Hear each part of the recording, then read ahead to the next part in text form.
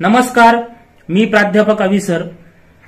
Normalisation या विषयाबद्दल सध्या सोशल मीडियामध्ये खूप चर्चा चालू आहे. अनेक प्रकारचे गैरसमज या नॉर्मलायझेशन बद्दल पसरवले जात आहेत. ते गैरसमज दूर करण्यासाठी मी आजचा हा व्हिडिओ बनवत आहे.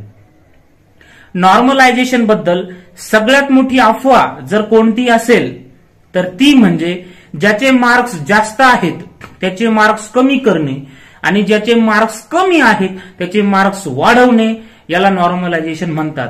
अगदी मूर्ख समज आहे. असं काहीही नाही. कमीवाल्याचे मार्क्स वाढवणे आणि जास्तवाल्याचे कमी करणे हेच जर ध्येय असतं तर परीक्षा घेतलीच कशाला असती? सगळ्यांना सरसकट सारखे मार्क्स देऊन टाकले असते टीसीएसने. नॉर्मलायझेशन म्हणजे काय ते समजून घेऊ आपण. आता बघा, तलाठीची जी परीक्षा झाली होती ती 57 शिफ्ट्स मध्ये झाली होती. 57 वेगवेगळे पेपर्स मुलांना दिले गेले होते. आता काही पेपर हे थोडेसे सोपे असतील, काही पेपर थोडेसे अवघड असतील. विषयावाईज सुद्धा, विषयानिहाय सुद्धा काठिण्य पातळी जी आहे ती थोडीफार इकडे तिकडं 100% झालेली असणार आहे आणि ती होतच असते. मग कुठल्याही विद्यार्थ्यावर अन्याय होऊ नये म्हणजे एखाद्याला अवघड पेपर आला त्याला गुण कमी येतील, एखाद्याला सोपा आला त्याला जास्त येतील. मग हा जो फरक आहे तो भरून काढण्यासाठी नॉर्मलायझेशन केलं जातं. आता समजा एखाद्या मुलाला 140 मार्क आहेत आणि त्याचा पेपर अवघड होता, तर त्या 140 चे 150 पण होऊ शकतात, 160 सुद्धा होऊ शकतात. मात्र जर त्याचा पेपर सोपा आलेला असेल तर 140 चे 130 सुद्धा होऊ शकतात, 120 सुद्धा होऊ शकतात. एखाद्या मुलाला 180 मार्क्स आहेत, कदाचित त्याचा पेपर सोपा असेल तर 180 चे 170 होतील आणि जर पेपर अवघड आलेला असेल तर 180 चे 190 सुद्धा होऊ शकतात. म्हणजे कमीवाल्यांचे वाढतात आणि जास्तवाल्यांची कमी होतात असं काहीही नाही. तुमचा पेपर जर सोपा आलेला असेल तर मार्क्स तुमचे कमी होतील, पेपर जर अवघड आलेला असेल तर तुमचे मार्क्स वाढतील. मग आता प्रश्न निर्माण होतो, पेपर सोपा की अवघड हे कोण ठरवणार, कसं ठरवणार, त्याचे पॅरामीटर्स काय, त्याचे निकष काय, क्रायटेरिया काय, तर ते सांगतो. त्यासाठी एक फॉर्म्युला असतो. तो फॉर्म्युला एवढा किचकट, वरवर बघता तो किचकट वाटतो, तसा तो किचकट नाहीये, पण तो समजून सांगायला पण अवघड जातो आणि समजून घ्यायला पण अवघड जातो. त्यावर मी एक स्वतंत्र व्हिडिओ बनवीन नंतर. पण सध्या आपण समजून घेऊ नॉर्मलायझेशन म्हणजे काय.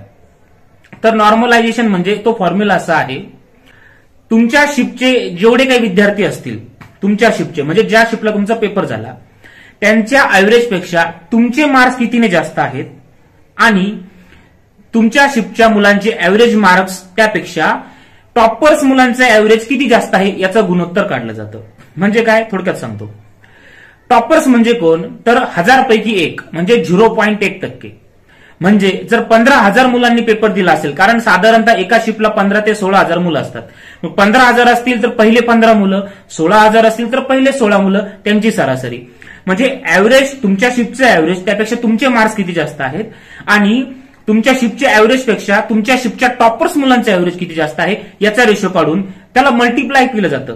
कशाने मल्टिप्लाय केलं जातं, तर ओव्हरऑल ज्या 57 शिफ्ट्स आहेत त्या 57 शिफ्टच्या सर्व मुलांचं ऍव्हरेज आणि त्यापेक्षा सगळ्या शिफ्टचे मिळून जे टॉपर आहेत. आता 10 लाख मुलांनी जर पेपर दिला असेल तर 1000 मुलं टॉपर्स असतील, त्यांच्यातला डिफरन्स याने जो रेशो आला होता त्याला मल्टिप्लाय केलं जातं आणि त्यामध्ये काय ऍड केलं जातं, तर ऑल शिफ्टचे जे ऍव्हरेज आहे म्हणजे 10 लाख मुलांचं जे ऍव्हरेज आहे ते ऍड केलं जातं आणि अशा पद्धतीने तुमचा नॉर्मलाइज स्कोअर काउंट केला जातो.